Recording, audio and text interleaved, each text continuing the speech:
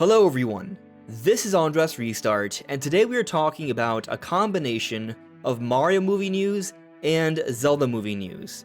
But I think when you take a look at all of this and you piece it all together, it's actually suggestive of something very good for the Zelda movie, of its quality, that it's going to be a good movie, or at least a better movie than the Mario movie. And I'm saying this as someone who likes the Mario movies, but will also acknowledge that there is a simplistic nature to them. They are designed to appeal to a very wide audience, and so there isn't as much of a focus on the narrative itself and the character development. It's very fast-paced, and so because of this structure, I wouldn't say the Mario movies are some of the best movies ever. They're just simply fun if you're a fan of Mario or just Nintendo. But for the Zelda movie, I think it's going to be different. I've been arguing that for a while, and I think with this latest news, it's more supportive of that. So that's what we're getting into today.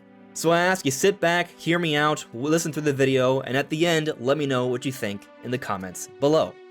So the first bit of news we're going to tackle here is this confirmation that the Legend of Zelda movie is a part of the IMAX blockbuster slate for 2027. As you see here, this image is literally coming from IMAX's investors meeting.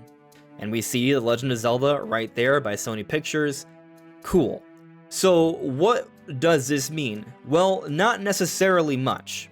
What it tells us is that when the Zelda movie comes out next year, we're going to be able to go to an IMAX theater and watch the movie. However, just because a movie is in an IMAX theater does not mean it's been filmed with an IMAX camera. When in IMAX, there can be some optimizations to improve the visual experience, but if not filmed with an IMAX camera, you're gonna lose a little bit there, like with the aspect ratio. Looking back last year, when we had this similar sort of chart for 2026 and the IMAX slate, the Mario movie was in there as well, even though it wasn't filmed by IMAX cameras. You see here they have symbols to kind of mark the difference.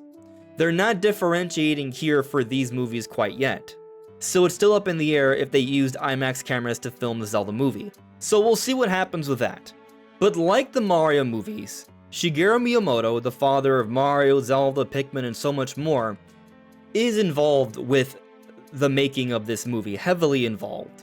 And some people might take this to mean that because Miyamoto's involved, that the way the Mario movies have come out is how the Zelda movie will come out. And I don't agree with this for a variety of reasons. I think there's going to need to be an obvious tonal shift between Mario and Zelda. And also, they are bringing in the director Wes Ball, who put out the most recent Apes movie, and I thought that was fantastic.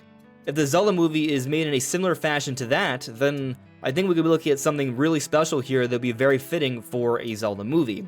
And we've already seen some shots from the set. We know it's being filmed in New Zealand. From a setting perspective, it looks like they're getting things right here. That all bodes well, I would say. There have been recent comments from Miyamoto, though, in an interview with Nintendo Dream Magazine that leave people concerned. However, I think when you dive deeper, it's suggestive of something that's a little bit of the opposite, actually. So taking a look here, keep in mind that this is a Google translation here. I interviewed you before the Japanese release of the Super Mario Bros. Movie, and at the time, it was also a huge hit overseas, just like this time. You said that the success was pure luck, and that it was good that overseas critics gave it low ratings, and it seems that the same thing is happening with this film. Miyamoto responds, "The situations are similar, aren't they? Actually, I thought the critics' reviews of the first film were understandable, but I thought this time it would be different, and it was even harsher than last time, which I found strange," laughs. People from other genres are coming in and working hard to liven up the film industry, so it's really strange that the people who are trying to liven up the film industry are so passive. So a lot of people have seen this quote from Miyamoto and are taking it to mean that he's perhaps out of touch and he's surprised that critics would review the Mario Galaxy movie so poorly, which would lead you to believe that he doesn't really know what's going on, doesn't really know how to construct a good narrative. But I do think context matters. As highlighted in this question beforehand, for the first Mario movie in 2023, Miyamoto actually said that it was good that critics gave it such low ratings. And in his response, he also said that for the first film, it was understandable. So maybe he wasn't expecting critics to review this Mario Galaxy movie so low, But at least with the first one, he wasn't completely shocked, and he at least understood where they were coming from.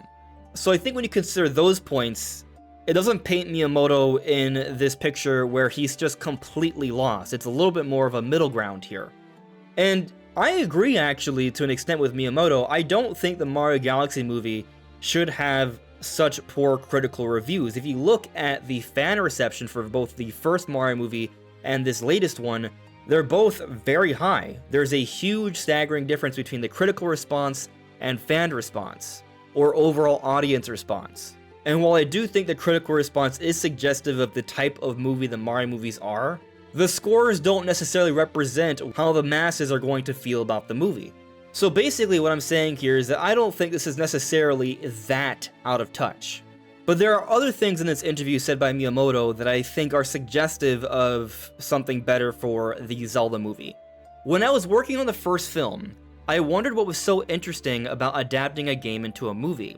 I thought that simply turning a game into a movie wouldn't be interesting. A game is considered interesting because the players who play it find it fun. And I started from the premise that telling a story through a movie wouldn't be interesting. However, after revisiting the synopsis many times and trying various approaches, it surprisingly ended up following the same flow as the game. That's how the first film came about. And so with this piece right here, Miyamoto was trying to make the Mario movie representative of the Mario games.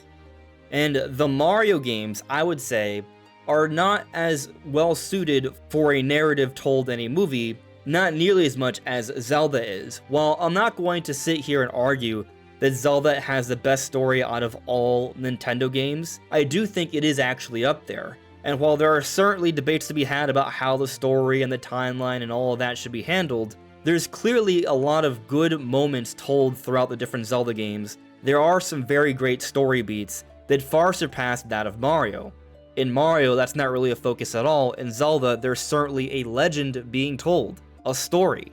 And so while Miyamoto is heavily involved with the Zelda movie as he was with the Mario movie, and he has admitted to not being able to fully predict how critics are going to receive his work when it comes to the films, when you look at how he handled the Mario movie, and you consider how he would handle the Zelda movie, in the sense that Zelda would translate better into a movie, I think that actually bodes well for the movie and its quality. But there's a little bit more I want to get into here. So here it's asked, I felt that this film included even more inside jokes and fan service than the previous one. How did you decide which inside jokes and inside jokes to include within the limited running time? Miyamoto. This is entirely due to the power of Illumination. The people in charge of Illumination, including the director, know more about Super Mario than we do. I don't actually believe that part.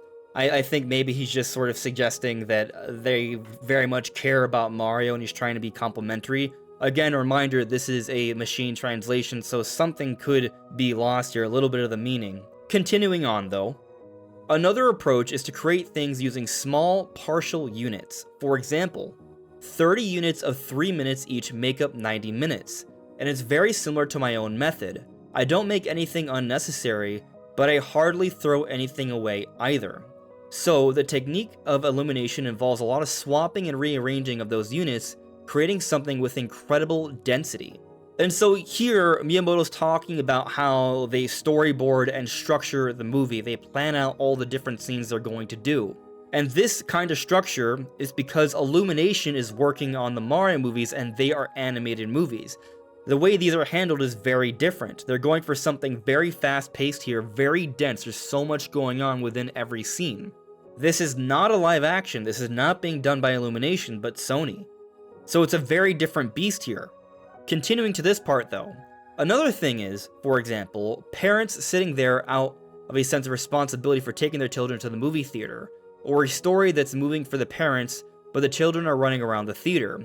I've always wanted to make an anime that isn't like that, so in that sense I think it was good that we decided to make it a fast-paced 90 minutes that would be over in no time to catch your breath. And I think this point here, when you think about it and you go back to just this whole idea of how Zelda would have more of a narrative focus, there would be a tonal shift, the Mario movies are going to inherently have more of an appeal to children, especially when animated. And so designing the movie in a fast-paced manner to keep up with the attention spans of children, but also so parents can sit down with their children and it's fairly digestible, so they can actually imagine themselves sitting through it. In other words, they'll actually be willing to go with their kids to the movies to watch it. It makes sense. The Zelda movie, though, it's gonna be a different beast here. They're not going to structure things in this way, you would think. So my overall point here is that when you take a closer look at what Miyamoto is saying and his thinking with how he impacted the Mario movie, going into the Zelda movie, he should be operating differently. And so if you had an issue with the Mario movie, or perhaps you would prefer the Zelda movie be handled in a different way because it is Zelda, which does have a very different theme and feeling, and yes, more of a narrative focus, it would make sense to handle things in a different way. Not so fast-paced, more time to linger with the character moments, perhaps a longer runtime as well. This movie, while I'm going to assume is not going to be rated R or anything like that, I don't think is going to be as geared towards families and children as the Mario movies. And so they might be a little bit more flexible in terms of how they handle the movie when considering the audiences that are going to watch it. So I think this actually bodes well, but what do you all think? Let me know in the comments below. And if you've gone this far and you found yourself enjoying the video and you haven't subscribed already, I would very much appreciate your subscription. But that's all for now, everyone. Thank you so much. I'll see you all really soon. Take care. Bye.